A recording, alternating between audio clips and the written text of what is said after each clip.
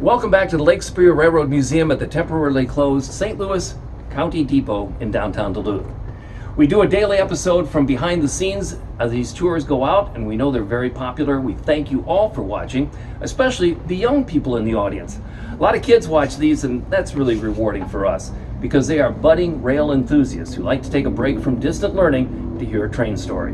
And we know they like them because we recently did an episode on the 7-spot steam locomotive, and a young gentleman made a cardboard construction paper model out of the 7 and sent us a picture of it. And speaking of sending us pictures, when we did the episode on the F units from the Erie Mining Company, a brother and sister drew these wonderful pictures and shared them with us as well. So I feel like a cross between Mr. Rogers and Captain Kangaroo today. We're going to talk about train communication. You know, back in the day, before trains were modernized, how did they communicate? How did the people in the back of the train tell the engineer what to do? And how did the engineer tell the conductor or brakeman in the rear in the caboose what he was going to do?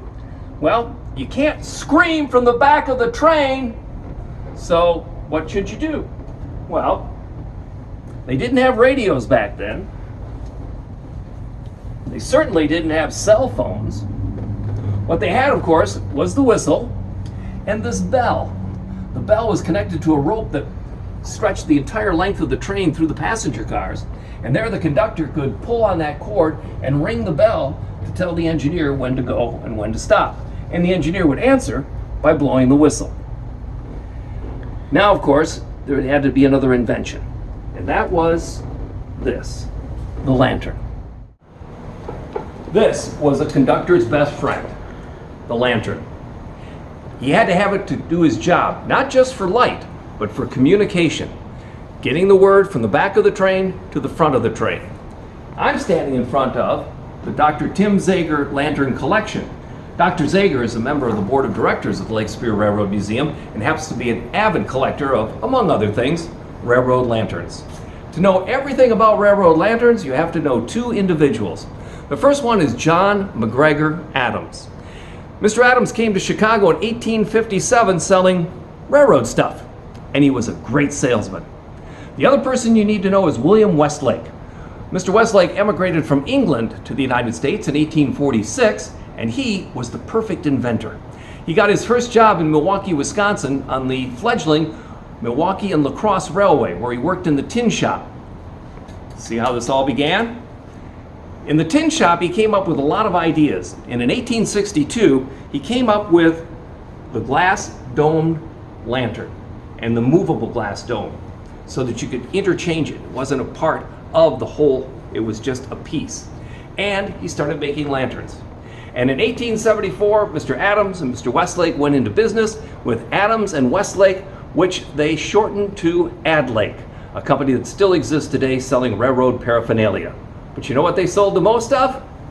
Lanterns, switch lights, all sorts of lighting instruments, not just for the railroad, but they had versions for automobiles, trucks, and even a bicycle, all powered by kerosene or oil in the early days. And this is how it progressed. We've got a great collection here, as you can see, all different styles, all different makes. Many of the railroads would personalize their lanterns. So they, instead of just saying Adlake across the top, they might say the name of the railroad, which makes them very collectible today. Let me show you the different signals. As I said, today's episode is for our young rail enthusiasts. Why don't you stand up, pretend you're holding a lantern in your hand, and I'll show you the lantern signals. The first one is stop the train. Okay? The second one is, now that we're stopped, make the train go. And we want to slow down because we're coming to a curve. That's slow down. So now I'm going to stop the train, and now I want to make the train go backwards. And that's this motion like this. Okay, kids? Do it with me. We're going to stop the train. We're going to make the train go backwards. We're going to make the train go. Oh, and we're going too fast. Slow down. You know, there's another form of signaling that has replaced the lantern. Obviously, the radio is quite common today, but there's no back of the train anymore. The caboose is gone. There's no need to communicate from one end of the train to the other. But the engineer needs to know what's happening, and that's where CTC comes along. New York Central Railway premiered it in a 40-mile stretch of track back in the 1920s in Ohio. And they came up with a series of light signals. Here is the green over red. It means go on the main line, but don't take the siding. The top signal is the main line, the bottom signal is for any siding. And as you can see going down the list, there are different signal color combinations meaning different things along the railroad. And they flash to tell you warnings to proceed slowly, or in some cases, to take the siding, or what we call take the hole, and get off the main line. Or in the case of the flashing red, proceed with caution. Modern signaling, historic signaling. Communication, though, is very important. Want to thank all the youngsters that watch and send us stuff? Please do. We love seeing that. And we'll see you here tomorrow for another fresh episode from the Lake Superior Railroad Museum. Meantime, if you know kids and you got grandkids, why don't you share this with them? And maybe they'll enjoy some of our other episodes as well, which you can go to duluthtrains.com/video tours and binge watch them all. Once you get the kids hooked, they'll be doing this instead of their homework. Oh, sorry to say that, Mom.